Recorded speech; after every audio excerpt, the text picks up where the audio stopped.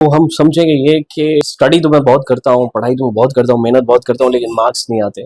इसका क्या रीज़न है? मैंने बहुत मेहनत की लेकिन रिजल्ट कुछ भी नहीं आया। देखिए, मैं कोशिश करता हूँ आपको बताने की, ठीक है? इसका सबसे पहला रीज़न है कंसिस्टेंसी। हमारे अंदर कंसिस्टेंसी नहीं है, कंटिन्यूअस हम स्टडी नहीं कर पाते। कंसिस्टेंसी कितने टाइम की? पूरे साल की कंसिस्टेंसी चाहिए होती है। कंटिन्यूटी, एक पर्टिकुलर टाइम पे आपको रोज पढ़ना है, मतलब पढ़ना है, ये कंसिस्टेंसी होनी चाहिए। ये सबसे पहला रीजन जो हमारे पास नहीं है। कभी कभी हम क्या करते, दिल कर रहा है तो पढ़ते जा रहे पढ़ते जा रहे पढ़ते जा रहे, 2 दिन 3 दिन 4 दिन 5 दिन ऐसे पढ़ रहे हैं, और कभी कभी दिल गया तो पढ़ ही नहीं रहे, किताबों को देख ही नहीं रहे। ये चीज बहुत गलत है, ये नहीं होनी चाहिए। सबसे पहला रीजन है ये। अच्छा, मेरे अंदर कंसिस्टेंसी है फिर भी मार्क्स नहीं आ रहे, रोज पढ़ रहा हूँ फिर भी नहीं आ रहे, 12 1 1 बजे तक पढ़ रहा हूँ फिर भी नहीं आ रहे। दूसरा सबसे बड़ा रीजन है मैं क्वालिटी टाइम नहीं दे रहा। क्वालिटी टाइम का मतलब क्या होता है? क्वालिटी टाइम का मतलब होता है फोकस स्टडी। जो मैं पढ़ रहा हूँ उस पर मेरा पूरा ध्यान होना चाहिए। क्यों ध्यान नहीं है? क्योंकि हमने अपने ब्रेन को साफ नहीं किया, एम्प्टी नहीं किया।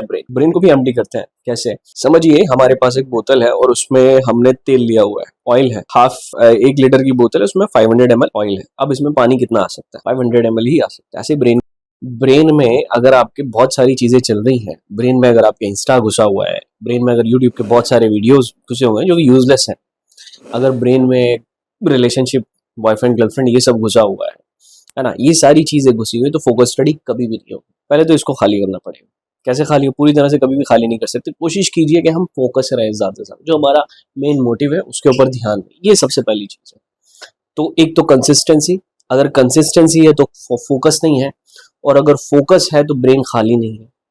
तीसरी चीज सबसे इंपॉर्टेंट होता है, आप कैसे पढ़ रहे हैं। कैसे पढ़ रहे हैं मतलब कहाँ बैठ के पढ़ रहे हैं, ये भी इंपॉर्टेंट है। अगर हमारे घर में कोई ऐसा स्पेस है जहाँ पे विंडो है, हमको पढ़ने के लिए वहीं बैठना चाहिए। कपड़े थोड़े लूज, थोड़े क्लोथ्स एकदम टाइट क्लोथ्स पहन के नहीं बैठना चाहिए, लूज क्लोथ्स पहन के बैठना चाहिए। जो भी पढ़ने के लिए चाहिए, बुक्स चाहिए, पेन चाहिए, पानी चाहिए, ये सारी चीजें आप एक बार लेके बैठ जाएं। उसके बाद आप पढ़ाई करें। 1 घंटा आप पढ़ लिए, उसके बाद 10 मिनट का 15 मिनट का ब्रेक लें, फिर पढ़ने बैठे, फिर 10 मिनट का 15 मिनट का ब्रेक, फिर पढ़ने बैठे। ऐसे कंसिस्टेंटली स्टडी करें। तो स्पेस बहुत इंपॉर्टेंट होता है। अगर स्पेस का कंस्ट्रेंट है तो आप कहीं भी बैठ के पढ़ सकते हैं। स्टूडेंट को, वो जिसको पढ़ने के लिए लगन होती है, वो कहीं भी पढ़ सकता है, उसके लिए स्पेस का कोई मसला नहीं होता है। ये बहुत इंपॉर्टेंट। अगला इंपॉर्टेंट चीज है आपका फियर। ट्राई कर रहा हूँ, कहीं ये ना हो जाए, कहीं वो ना हो जाए, कहीं मैं फेल ना हो जाऊं, कहीं ऐसा ना हो मैं इतनी मेहनत कर रहा हूँ मार्क्स ही कम आए। जब ये सारी चीजें चलती रहेंगी तो मैं कभी भी अच्छा परफॉर्म नहीं कर सकता। ये बात एकदम कांड मान लीजिए। आमिर खान साहब ने 3 इडियट मूवी में बहुत क्लियरली इस चीज को बताया।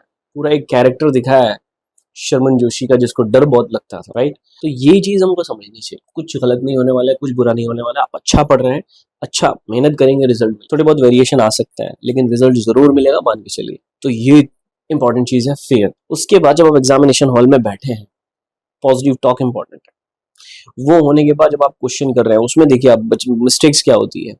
मान लीजिए मैंने पहला क्वेश्चन किया, क्वेश्चन बहुत अच्छा हो गया, अच्छा क्वेश्चन था। दूसरा किया, वो भी अच्छा हो गया। तीसरा, चौथा, पांचवा, छठा, सातवां, आठवां, नौवां, 10 क्वेश्चन अच्छे हो गए। 11वें क्वेश्चन पे पहुंचा, एक्साइटेड हो गया। पूरा क्वेश्चन पेपर आता है, जैसे ही एक्साइटेड हुआ, पूरा क्वेश्चन पेपर आता है, बोला, वैसे ही मैंने उस क्वेश्चन को भी अटेम्प्ट कर लिया जो मुझको सिर्फ 50% आता था। 50% उसके बारे में श्योर था। होना क्या चाहिए था, ये जो 11वां क्वेश्चन था, इसको मुझे सोचने के लिए थोड़ा सा टाइम देना था।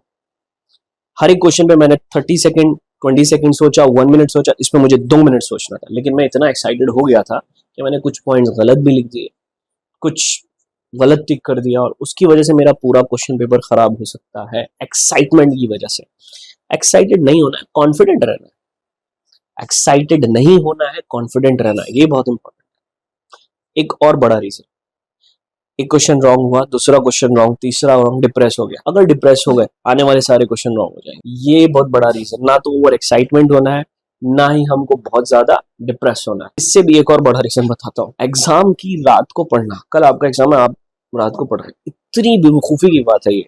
इससे ज्यादा बेवकूफी कोई हो नहीं सकती। मतलब अगर आपको 10 चैप्टर है आपके, है ना, जिसके ऊपर एग्जाम है, आपको 9 याद है, 10वां याद नहीं है, आपने रात 10वें में गुजारी, या रात 10वें में नहीं गुजारी, आप रात में 5 ही घंटे सोए, यकीन कीजिए आप उस एक चैप्टर की वजह से आपके 5 चैप्टर भी भूल जाए, बिल्कुल भूल जाए। क्या करना चाहिए फिर? कभी भी नहीं पढ़ना चाहिए। एग्जाम कल है, आज रात को 6 बजे तक मैक्सिमम पढ़िए। 6 शाम के 6 बोल रहा हूँ, सुबह के 6 नहीं बोल रहा हूँ। 6 बजे तक पढ़िए, उसके बाद किताबें उठा के रख दीजिए, कुछ मत पढ़िए, रिलैक्स कीजिए, कॉन्फिडेंट रहिए, एग्जाम अच्छा होना। नींद पूरी अगर नहीं हुई, अगर नींद पूरी नहीं है, तो ये मान के चलिए कंफ्यूजन होने वाला है एग्जाम में। जब आप बैठे हैं, कंफ्यूज रहेंगे आप, फोकस नहीं रहेंगे, कॉन्फिडेंट नहीं रहेंगे। ये सब चीजें कब होती हैं? जब हम फोकस, जब हमारी नींद पूरी नहीं होती है।